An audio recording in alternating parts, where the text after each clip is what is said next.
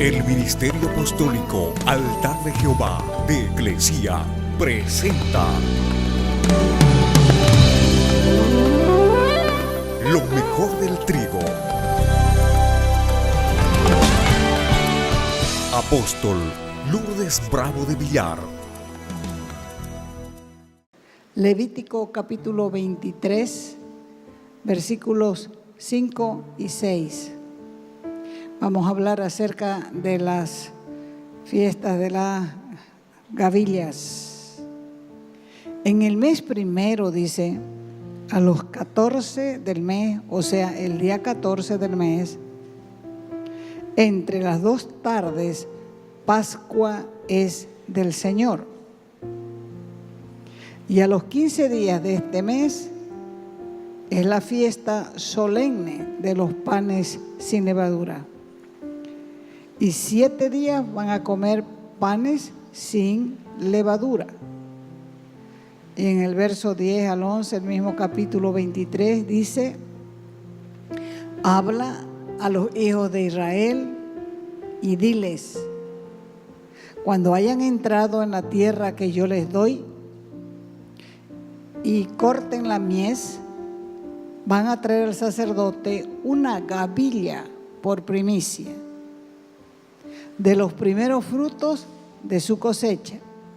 Y el sacerdote tomará esa gavilla delante del Señor para que sean aceptados.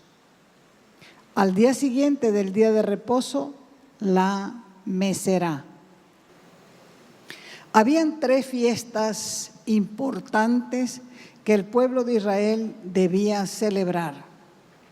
Y las 3 representan grandes verdades que tienen que ver con nuestra relación con Dios. La primera era la Pascua. Éxodo 12:8. Esa noche comerán la carne asada al fuego y panes sin levadura, con hierbas amargas lo comerán. En la Pascua se recordaba la noche de la salida de la esclavitud del pueblo de Israel de Egipto, donde fue sacrificado un cordero. Ese cordero representaba al verdadero Cordero de Dios, puro y sin mancha, y se acompañaba esta cena con hierbas amargas y panes de cebada sin levadura, que significa la ausencia del mal en él.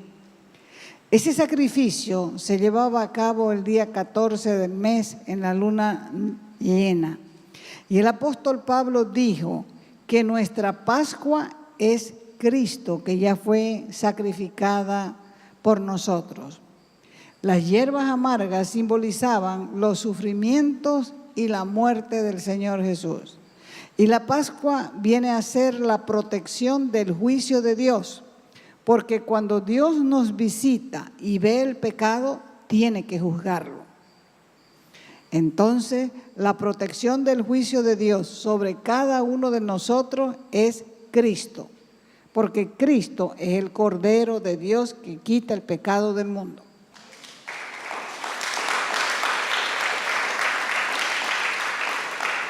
Fíjese en esto: Dios no podía castigar a Egipto y perdonar a Israel, porque los dos eran pecadores, tanto los egipcios como los israelitas.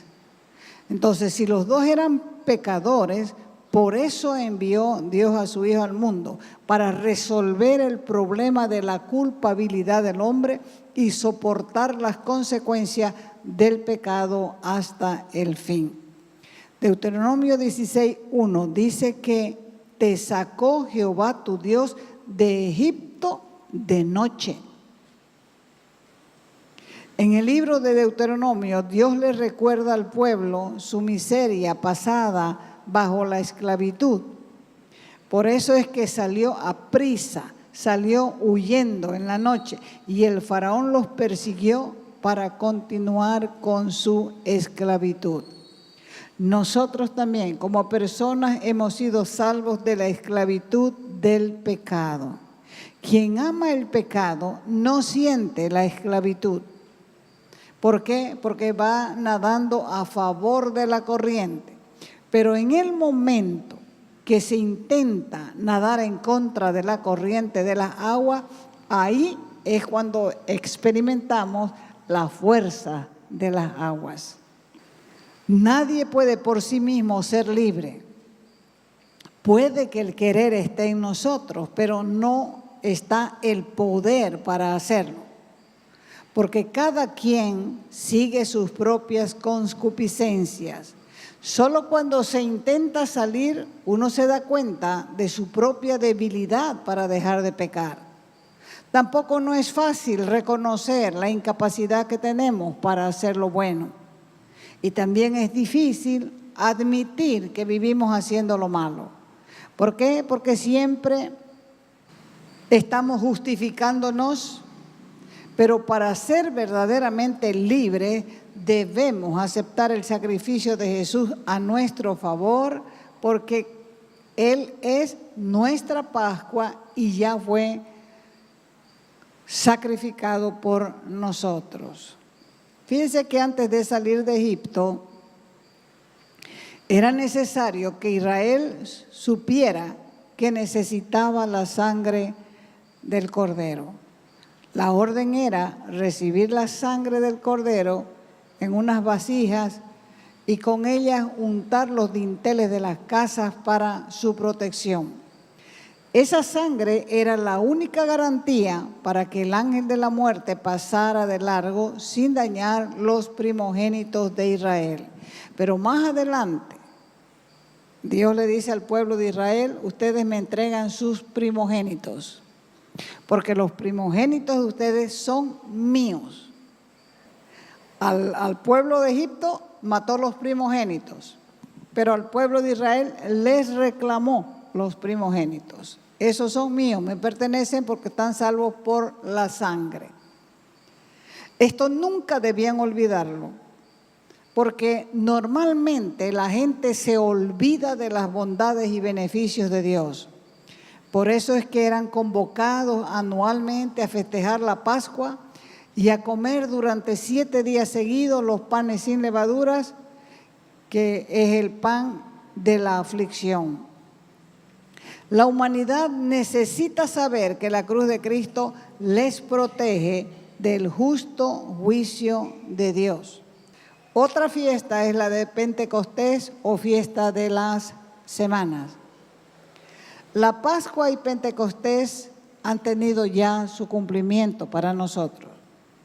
La fiesta de los tabernáculos es aún futura para Israel y también para nosotros. Pero por la gracia de Dios podemos anticipar ese día. Entonces, para las necesidades del pecador, Dios provee la sangre del Cordero, que es producto de una ofrenda voluntaria. Pero para las necesidades de santificación, Dios nos provee el Espíritu Santo. En Pentecostés, la persona se halla en estado de paz y gozo y está listo para testificar públicamente de Dios. Porque en Pentecostés no estamos en la misma posición de la Pascua. Ya no tenemos que huir porque ya no somos esclavos. Hemos sido hechos libres. 3. La fiesta de los tabernáculos, la gavilla mecida de las primicias. ¿Qué significa esto? Todos los primeros frutos o primicias se presentaban como ofrenda a Dios durante la fiesta de las primicias. Hasta el día en que la primera gavilla de la nueva cosecha era llevada al santuario, era mecida delante de Dios en agradecimiento por la bendición de la cosecha, no se podía comer. Nadie podía comer de la cosecha hasta que no se llevara la gavilla para que la mesa el sacerdote delante de Dios. Levítico 23:14. Dice ahí claramente: no comerán pan, ni grano tostado, ni espiga fresca, hasta este mismo día, hasta que hayan ofrecido la ofrenda a Dios que es estatuto perpetuo por sus generaciones, donde quiera que habiten.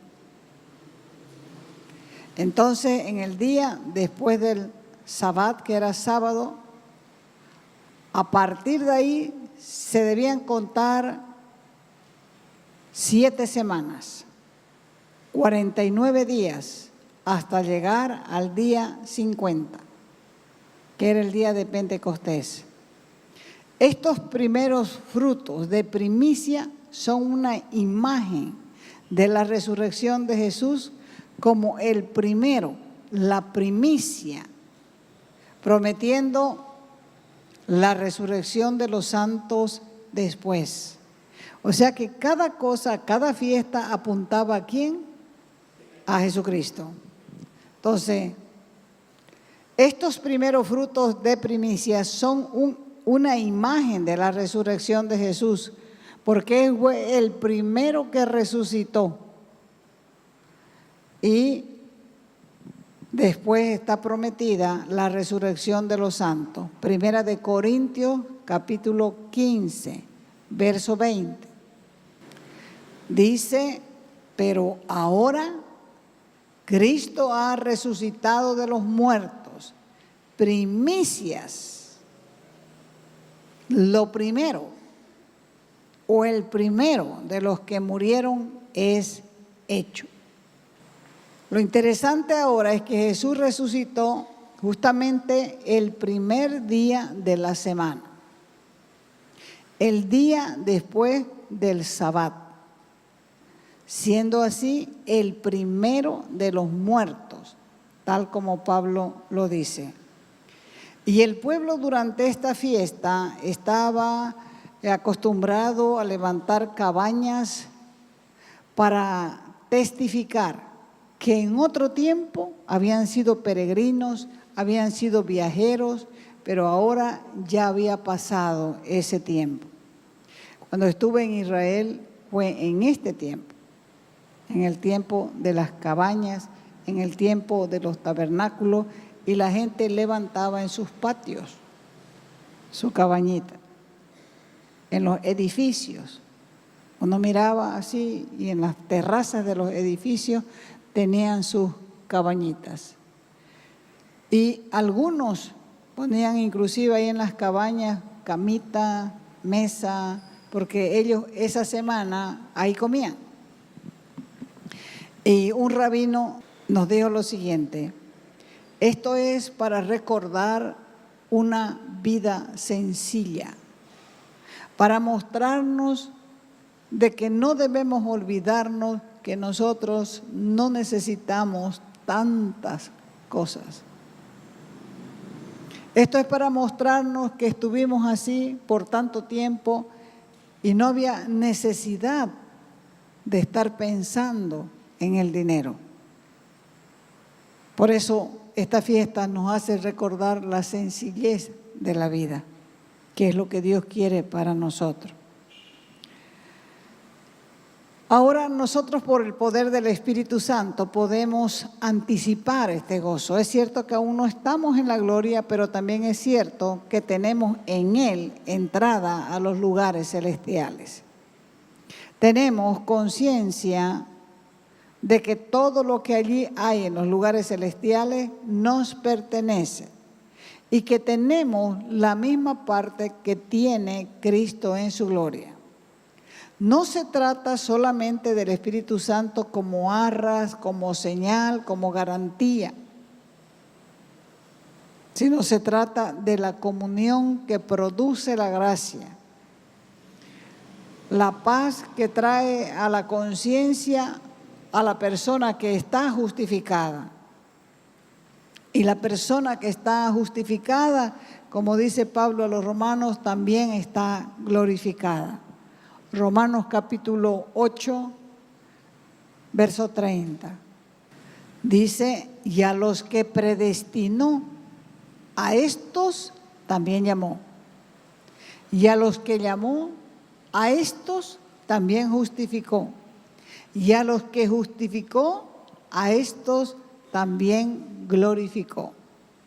Todo es nuestro desde el momento en que Jesús ha ido a su Padre. A su Padre, nuestro Padre. A su Dios, nuestro Dios. Necesitamos prestar atención en todo, porque en el reino celestial está escrito que el gozo del Señor es nuestra fuerza. O sea que el Espíritu Santo nos anticipa estas cosas. La energía del Espíritu Santo nos induce, nos empuja hacia Canaán, mientras que la carne jala para atrás hacia el mundo. O sea que el Espíritu Santo viene a nuestra vida para introducirnos en esa tierra fructífera de leche y miel. Levítico 23:10 dice: di a los israelitas, cuando hayan entrado en la tierra que yo les doy y cosechen la tierra, llevarán al sacerdote la primera gavilla, o sea, las primicias de su cosecha. Entonces, ¿qué hacían? Llevaban al templo una gavilla como primicia y se la mecía delante de Dios como reverencia. Se hacía un ceremonial al cortarla. ¿Por qué? Porque esa gavilla iba a ir a ser mecida delante de la presencia de Dios. Y hay una repetición de esto para el final de los tiempos en Apocalipsis capítulo 14, del verso 14 al 16. Para que vean, hay ahí también una similitud. Dice: continuó la visión y apareció una nube blanca y sentado sobre la nube uno como hijo de hombre, que llevaba una corona de oro en la cabeza y una hoz afilada en la mano. Salió del santuario, dice, otro ángel clamando con potente voz al que estaba sentado en la nube: mete tu hoz y cosecha, porque ha llegado el tiempo de cosechar y la cosecha de la tierra está en su punto. Y el que estaba sentado en la nube lanzó su hoz a la tierra y la tierra fue segada. La gavilla se examinaba. Cuando se cortaba la gavilla, se examinaba. Primero se la seleccionaba porque era para Dios. Por eso se había que examinarla. La gavilla tenía que ser perfecta, tenía que ser la más alta, porque simbólicamente representa a nuestro Señor Jesucristo, quien es perfecto y por esa estatura espiritual que es nuestro ejemplo, nuestro modelo. Veamos el ejemplo, veamos el modelo. Efesios 4:13 dice: hasta que todos alcancemos la unidad en la fe y el conocimiento del Hijo de Dios y lleguemos a ser el hombre perfecto, con esa madurez que no es menos que la plenitud de Cristo. 4. La gavilla mecida representa la resurrección del Señor Jesucristo. Jesús les respondió diciendo: ha llegado la hora en que el Hijo del Hombre sea glorificado. De cierto les digo que si el grano de trigo no cae en la tierra y muere, queda solo. Pero si muere, lleva mucho fruto. Solo el grano que cae en la tierra muere, y el grano que muere es el que se reproduce. De la misma manera, nuestro Señor murió y al igual que el grano fue enterrado y resurgió vivo de la tierra para llevar alimento y más vida, porque Jesús resucitó levantándose victorioso de la muerte para llevar un fruto abundante.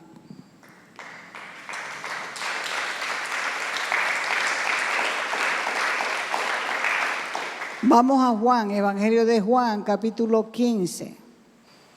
Vamos a ver cómo es que podemos dar fruto. Juan, capítulo 15, verso 4. Ahí está escrito por Juan el Evangelista la forma de llevar fruto. Dice Jesús hablando, pero permanezcan en mí, como yo permanezco en ustedes. Una rama no puede producir fruto por sí misma si no permanece unida a la vid, a la planta. Tampoco ustedes pueden producir fruto si no permanecen en mí. Yo soy la vid y ustedes las ramas. El que permanece en mí y yo en él, ese da mucho fruto, pero sin mí nada pueden hacer. Verso 6. Al que no permanece en mí, lo tiran y se seca, como a las ramas que las amontonan y se echan al fuego y se queman.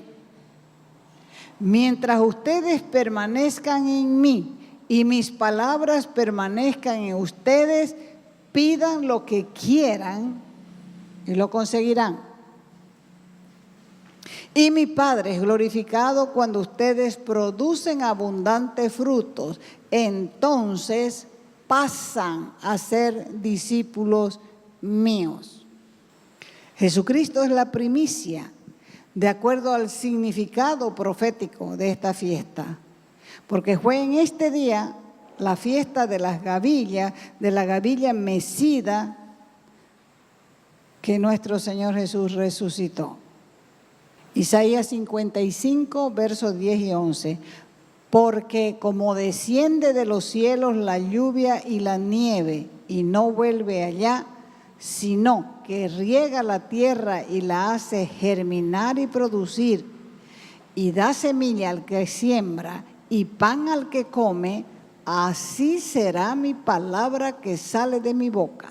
No volverá a mí vacía, sino que hará lo que yo quiero y será prosperada para aquello que la envié. ¿Cómo viene la lluvia? De arriba, ¿no es cierto? La lluvia, la nieve viene de arriba y no vuelve allá la lluvia. Ni va y vuelve allá la nieve. Y esa lluvia que cae hace germinar la tierra. Esa lluvia que cae la hace producir la tierra.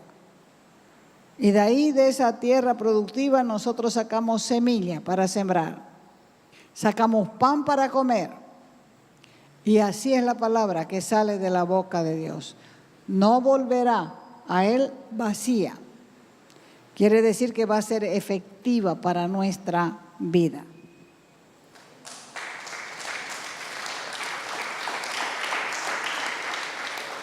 Porque hay que entender que la palabra de Dios es Jesucristo. ¿Cómo es Dios? Está la palabra. En el principio era la palabra. Y la palabra estaba con Dios. Y la palabra era Dios. Y esa palabra descendió del cielo. No se la inventó Moisés, no se la inventaron los profetas, no se la inventaron los evangelistas, descendió del cielo. Juan 3:13 dice. Nadie subió al cielo, sino el que ha bajado del cielo, el Hijo del Hombre. Y el Hijo del Hombre regó la tierra con su mensaje. El Hijo del Hombre plantó su mensaje en nuestros corazones. Y luego murió, y una vez que fue enterrado, fue el primero en resucitar, victorioso en un cuerpo eterno. Porque Lázaro resucitó, pero volvió a morir. 5. Las primicias también simbolizan la primogenitura. Mas ahora, Cristo ha resucitado de los muertos, primicias de los que durmieron. El primero de los muertos, que resucitó y sigue vivo. Y Romanos 8:29 dice, porque a los que antes conoció, también los predestinó para que fuesen hechos conforme a la imagen de su Hijo, para que el Hijo sea el primogénito entre muchos hermanos. Así, un significado espiritual más de aquella gavilla que se ofrecía como primicia es la primogenitura del Señor Jesús, que quien por voluntad del Padre, como ya dije, fue hecho el primero de muchos que resucitaremos en un cuerpo nuevo. Igual que el pan de cebada que se hacía sin levadura, la cual es sin corrupción. O sea que nuestros cuerpos van a ser gloriosos, no tendrán corrupción, pues vamos a ser inmortales. Por eso dice la Escritura, lo corruptible se vuelve incorruptible. 6. La gavilla mecida de las primicias y Pentecostés. Levítico 23, verso del 15 al 16 dice, y contaréis desde el día que sigue al día de reposo, desde el día que ofrecieron la gavilla de la ofrenda mecida, 7 semanas cumplidas serán. 7 por 7, más 1, 50. Hasta el día siguiente del séptimo día, es el otro día de reposo, contaréis 50 días, entonces ofreceréis de nuevo o el nuevo grano a el Señor. ¿Se dan cuenta? Las primicias y Pentecostés van juntas. O sea que todas las fiestas de antes apuntaban ¿a quién? A Jesucristo. El Señor Jesucristo resucitó en la fiesta de la gavilla que se mecía en el templo. Y en el día de Pentecostés, Dios cumplió su promesa. Porque en la fiesta de Pentecostés se conmemora la fecha en que fueron entregadas las tablas de la ley. Pues la ley Dios la iba a poner en nuestro corazón. La ley misma es el corazón de Dios y su espíritu mediante el cual Él nos desposa. Dios entregó la ley a Israel y la tomó como esposa. Pues al darle la ley, le entregó su corazón y le declaró su amor, distinguiéndola de las demás. Y te desposaré, dice Oseas 2:19. Te desposaré conmigo para siempre. Te desposaré conmigo en justicia, en juicio, benignidad y misericordia. Ese es el Dios que transforma nuestras vidas. Por eso es que todas las fiestas del Antiguo Testamento apuntaban directamente a Cristo. Si nosotros estudiamos estas cosas, vamos a entender que Dios siempre le estuvo hablando al hombre, mostrándole su gran amor, su misericordia. Y todas estas fiestas apuntaban a Cristo.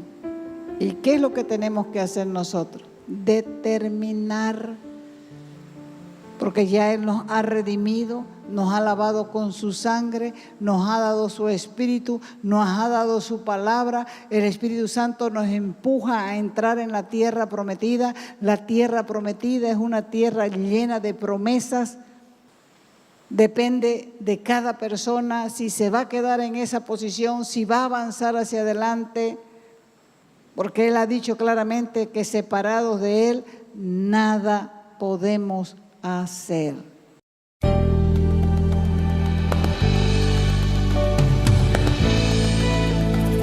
Te invitamos a nuestras conferencias los días viernes, sábados y domingos a las 20 horas y el domingo a las 10 de la mañana. Calle Nicolás Suárez, esquina Félix Pinto.